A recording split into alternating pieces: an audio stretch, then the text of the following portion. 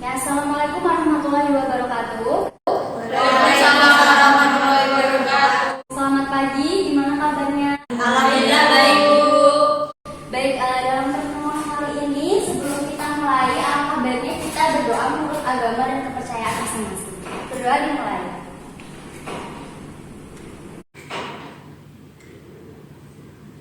Berdoa selesai. Oke ya, minggu lalu kita sudah membahas materi. Sekarang kita lanjut ke materi akuntansi kas bank. Oke, untuk topik yang akan kita bahas pada pertemuan kali ini, kita akan membahas terkait pengertian dari kas bank. Yang kedua ada karakteristik kas bank. Ketiga ada prinsip-prinsip pengendalian internal kas bank. Yang keempat ada penggunaan cek untuk pembayaran kas bank. Yang kelima ada memo debit dan memo kredit dari bank. Dan yang terakhir ada pelaporan kas bank. Oke.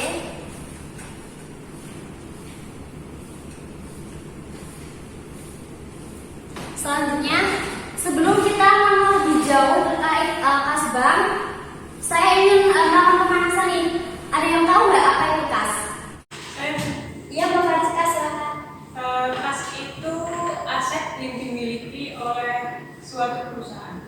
Ya, bagus sekali. Ada yang mau menambahkan? Ya, Mbak Suka, silakan. Menurut saya, kas adalah alat pengukuran dalam akuntansi. Ya, bagus, jawabannya sudah benar ya. Jadi di sini saya akan menjelaskan secara lebih detail. Jadi pertama kita ke kas dulu. Kas itu adalah aset yang paling liquid. Kenapa sih bisa dikatakan sebagai aset yang liquid? Karena kas ini suatu aset yang dapat dikonversi ya, dapat diubah secara tunai dengan mudah. Dan kas ini merupakan alat pertukaran dan juga digunakan sebagai dasar pengukuran dalam akuntansi sesuai seperti yang sudah dijelaskan Mbak Asma tadi. Nah, agar dapat dilaporkan sebagai kas, pos bersangkutan harus siap bersedia untuk pembayaran kewajiban lancar dan harus bebas dari ikatan kontraktual yang membatasi penggunaannya dalam pengeluaran utang. Sudah jelas ya? Nah, untuk selanjutnya kita melangkah lebih jauh lagi nih, sesuai dengan topik kita pada pagi hari ini ada kas bank. Kas bank ini adalah jumlah uang. Jadi kalau kas bank ini jumlah uang tunai yang disimpan di dalam bank dalam bentuk rekening tabungan, giro atau billet yang dapat ditarik setiap saat. Nah, kas juga terdiri dari uang logam, uang kertas, cek, wesel pos, dan deposito. Kas bank ini akan dibahas secara mendalam ya dalam pertemuan pagi ini. Oke, next. Oke, selanjutnya kita akan membahas terkait karakteristik bank. Jadi karakteristik bank itu ada dua. Yang pertama bertambahnya saldo di sisi debit dan yang kedua nanti ada berkurangnya saldo atau di sisi kredit. Oke, untuk yang pertama ada bertambahnya saldo. Kenapa sih bisa terjadi pertambahan saldo? Nah, bertambahnya saldo ini terjadi karena adanya penerimaan kas. Jadi bank itu menerima kas ya, uang dari nasabah bisa dalam bentuk tabungan, setoran bunga, kredit nasabah, jasa transfer, penjualan, setoran giro dan deposito. Nah, untuk jurnalnya kas selalu di sisi debit karena terjadi pertambahan kas ya. Utang di sisi kredit dan pendapatan sisi kredit untuk setoran bunga, untuk setoran kredit nasabah piutang, setoran jasa transfer, pendapatan, penjualan di sisi pendapatannya kredit dan setoran giro serta setoran deposito seperti itu. Untuk selanjutnya karakteristik yang kedua ada berkurangnya saldo di sisi kredit. Kenapa sih bisa terjadi perkurahan saldo, Bu? Nah, kenapa? Karena terjadi pengeluaran kas. Bisa saja karena adanya transaksi penarikan tabungan dari nasabah, terus ada penarikan giro, penarikan deposito, pembayaran pajak, terus pembayaran gaji, penarikan bunga dan pembelian tunai. Nah, untuk jurnalnya bisa dibaca ya, kas selalu berada di posisi kredit. Kenapa? Karena terjadi pengurangan kas. Jadi kas selalu berada di posisi kredit. Selanjutnya ada prinsip-prinsip pengendalian internal kas. Sebelum kita tahu tentang prinsip-prinsipnya, kita harus tahu dulu tentang apa sih yang dimaksud dengan sistem pengendalian internal itu kayak gimana sih?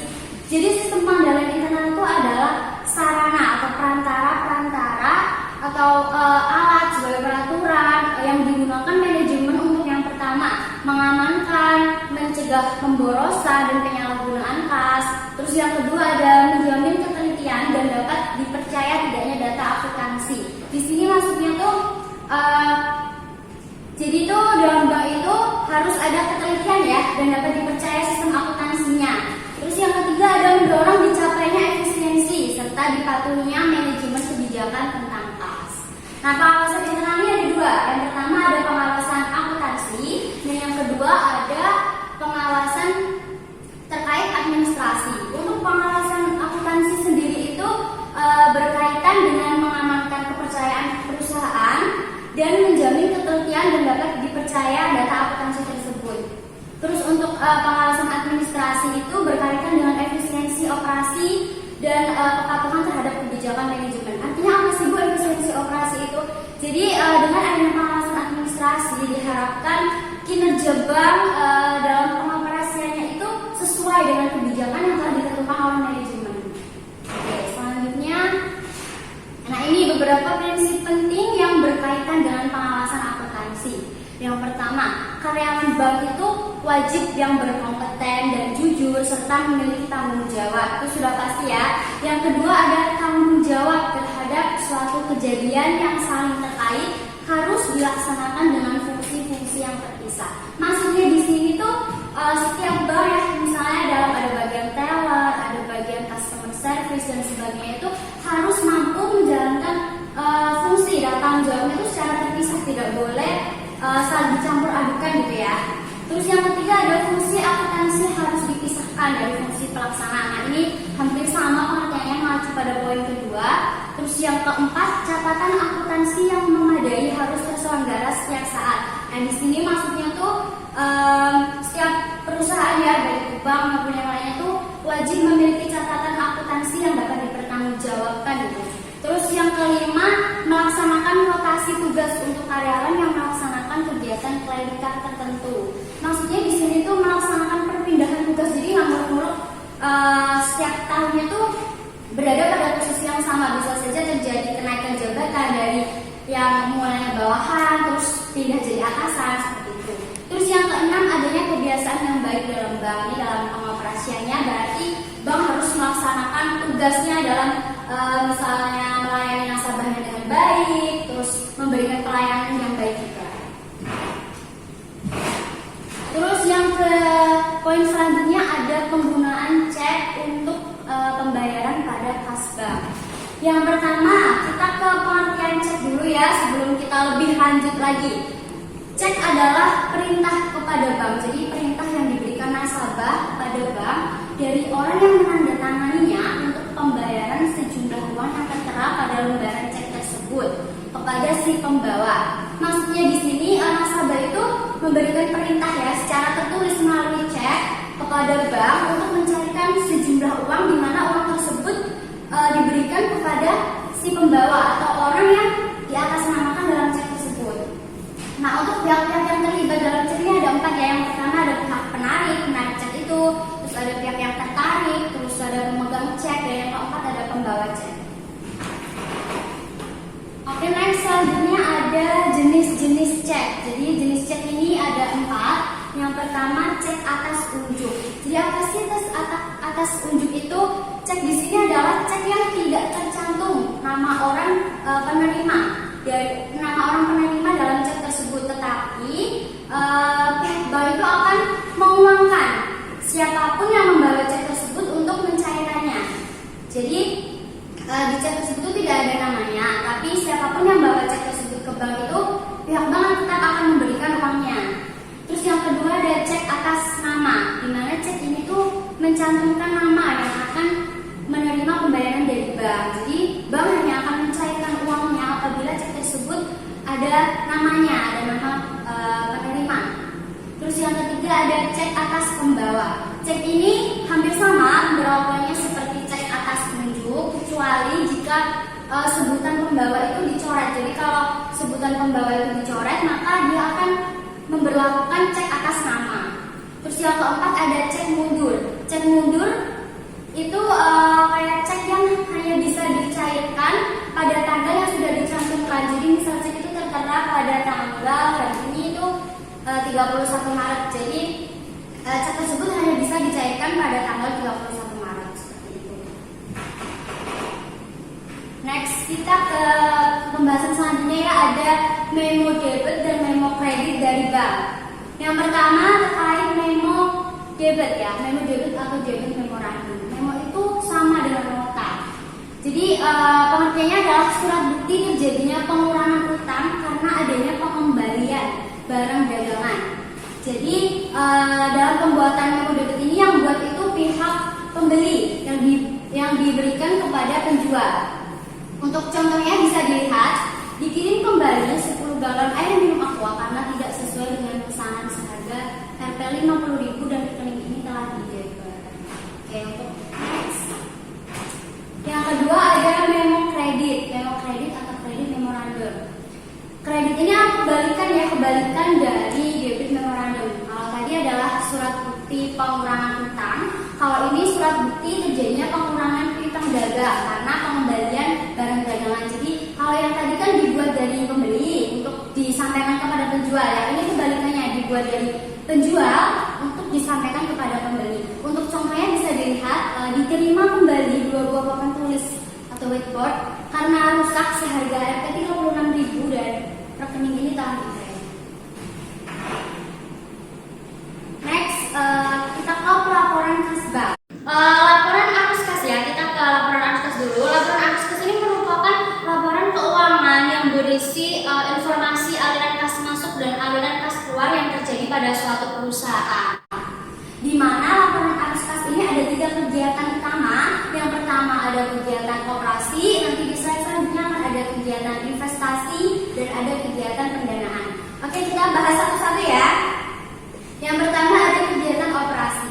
Di sini jumlah arus kas yang berasal dari aktivitas operasi ini merupakan indikator yang menentukan apakah dari operasi ini perusahaan dapat menghasilkan arus kas yang cukup, baik itu untuk melunasi pinjaman, memelihara kemampuan operasi jalannya suatu perusahaan, membayar dividen dan melakukan investasi baru tanpa mengandalkan pada sumber pendanaan dari luar. Next. Nah, ini yang kedua ada aktivitas investasi. Aktivitas investasi ini merupakan pengungkapan terpisah arus kas yang berasal dari aktivitas investasi yang perlu dilakukan sebab arus kas tersebut mencerminkan penerimaan dan pengeluaran kas sehubungan dengan sumber daya yang bertujuan untuk mendapatkan pendapatan dan arus kas pada masa depan. Selanjutnya ada aktivitas pendanaan. Nah, yang terakhir yang ketiga ada pengungkapan terpisah arus kas yang timbul dari aktivitas pendanaan ini perlu dilakukan sebab berguna untuk memprediksi klaim terhadap arus kas masa depan oleh para pemasok modal perusahaan. Baik, sampai di sini ada yang ditanyakan? Bu, izin bertanya. Ya, silakan Mbak Elvina. Oke, ini yang tanya dapat poin ya. Bertanya Bu, ada berapa sumber penerimaan kas pada perusahaan? Oke, baik. Ada berapa sumber penerimaan kas pada perusahaan ya? Sebenarnya ada 3 sumber penerimaan. Yang pertama itu dari penerimaan tagihan. Jadi sumber yang pertama dari penerimaan tagihan yang dilakukan kepada misalnya di bank ya, berarti pada nasabahnya gitu kan. Terus dari pada perusahaan berarti pada customernya gitu kan. Terus yang kedua ada dari penjualan barang dagangan secara tunai yang dilakukan oleh perusahaan tersebut. Terus yang ketiga ada pinjaman atau kredit yang diambil perusahaan tersebut. Misalnya perusahaan itu mengambil kredit ya dari bank, pinjaman untuk modal dan lain sebagainya. Apa sudah menjawab pertanyaannya? Ya, makasih. Ya, oke. Selanjutnya ada yang bertanya? Saya Bu. Ya, Mbak Fani silakan. Saya ingin bertanya, apa saja yang dapat mengurangi saldo bank? Oke, apa saja yang dapat mengurangi saldo bank sih Bu? Jadi ada tiga yang dapat mengurangi saldo bank. Yang pertama itu pembayaran yang sudah dicatat oleh perusahaan tetapi belum dicatat oleh bank. Contohnya cek dalam peredaran itu belum ya. Terus yang kedua ada kesalahan bank dalam mencatat pengeluaran perusahaan itu terlalu kecil. Terus yang ketiga kesalahan bank mencatat penerimaan itu terlalu besar. Bisa diterima? Ya, baik Bu. Ya, terima kasih untuk pertanyaannya. Kalau ada yang mau ditanyakan lagi? Oke, sepertinya sudah paham ya. Selanjutnya saya ada contoh kasus.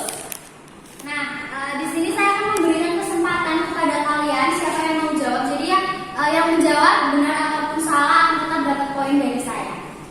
Oke, saya akan berikan kata kuncinya. Di sini ada 2 jurnal dari transaksi tersebut ya. Yang pertama ada jurnal penerimaan kas.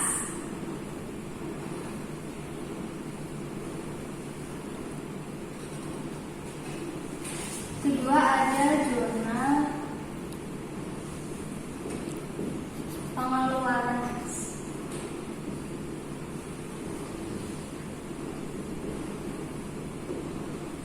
Oke, di sini siapa yang mau menjawab dari transaksi di contoh kasus tersebut?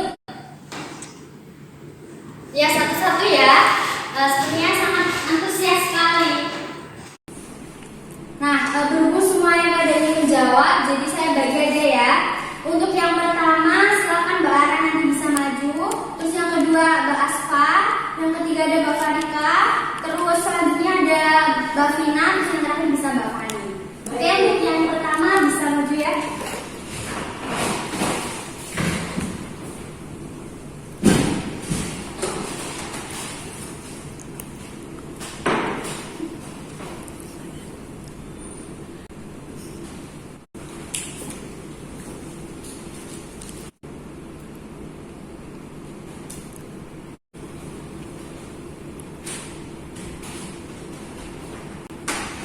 Ya, bisa dilanjut selanjutnya.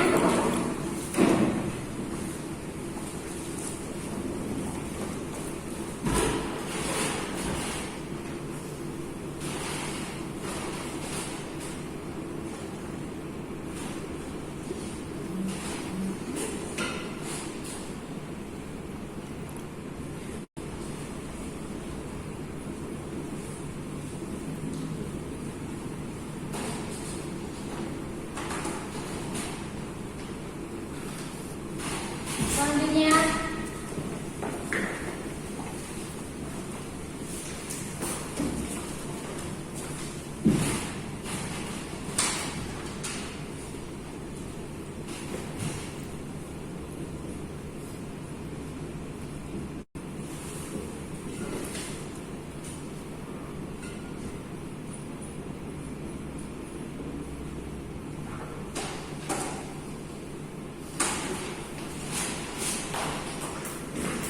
Selanjutnya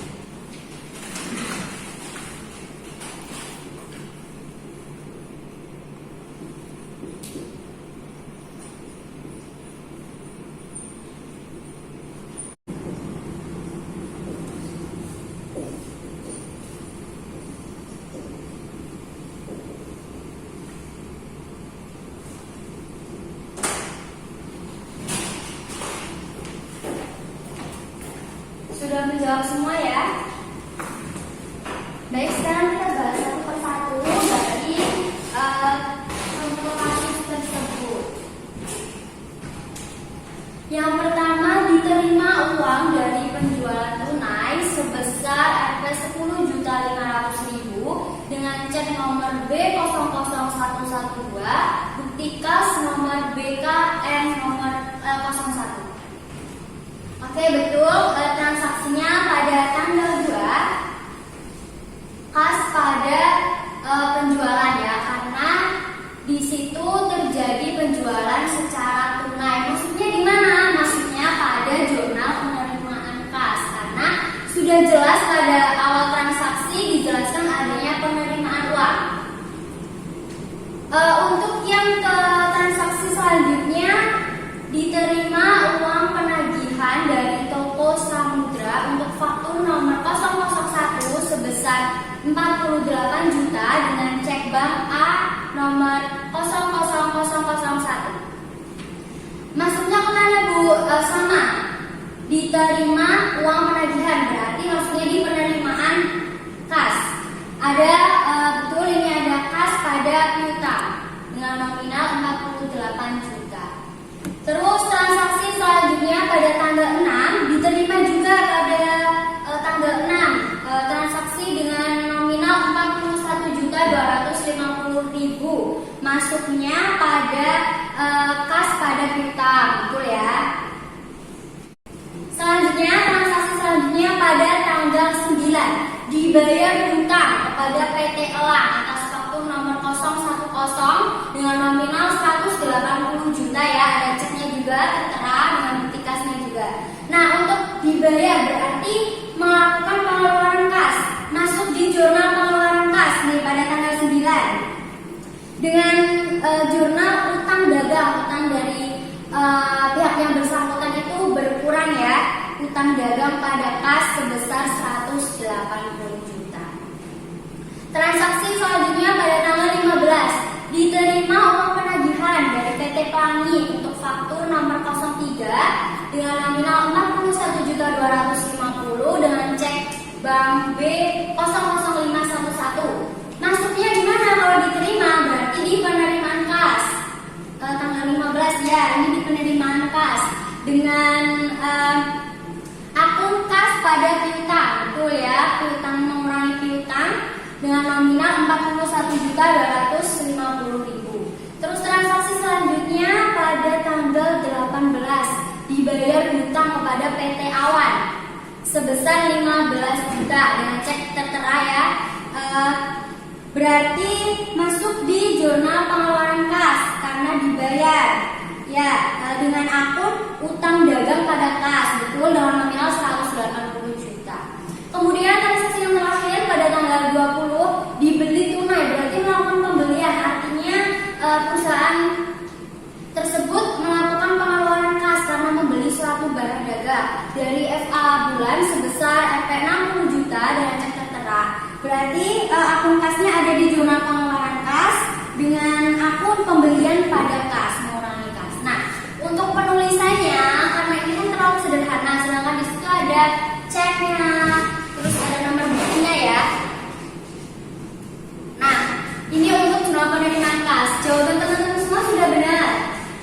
Hanya saja saya memberikan bagaimana sih format yang baik dan benar itu kayak gimana dalam menjawab. Karena tadi di contoh kasusnya ada nomor ceknya, ada nomor buktinya dan lain sebagainya. Dan ini ada keterangannya juga ya. Bisa dipahami ya. Nah, ini untuk pengeluaran kasnya. Nah, sepertinya ada utang dagang, ada pembelian. Untuk beban gaji karena kosong memang bisa dibahas seperti ini gitu ya, langsung saja. Terus kreditnya ada kas. Baik, sampai sini ada yang dipertanyakan? Tidak, Bu. Sudah paham semua ya? Dari pertemuan kali ini dapat disimpulkan bahwa kas bank adalah sejumlah uang tunai yang disimpan dalam bank, baik itu dalam bentuk tabungan, biro ataupun bilet yang dapat ditarik setiap saat. Tentunya kas bank ini dapat digunakan untuk mencegah terjadinya penyelewengan dana yang dilakukan oleh kedua belah pihak, baik itu pihak bank maupun dari pihak nasabah. Seperti contohnya itu ada penyelewengan transaksi secara fiktif dan penyelewengan yang lain. Oke, karena kita sudah ada di akhir materi, berarti saya cukupkan ya untuk materi pada pertemuan pagi hari ini. Semoga ilmunya dapat bermanfaat buat teman-teman semuanya. Saya minta maaf apabila dalam penyampaian materi ada salah kata atau salah pengucapan. Saya akhiri. Wassalamualaikum warahmatullahi wabarakatuh.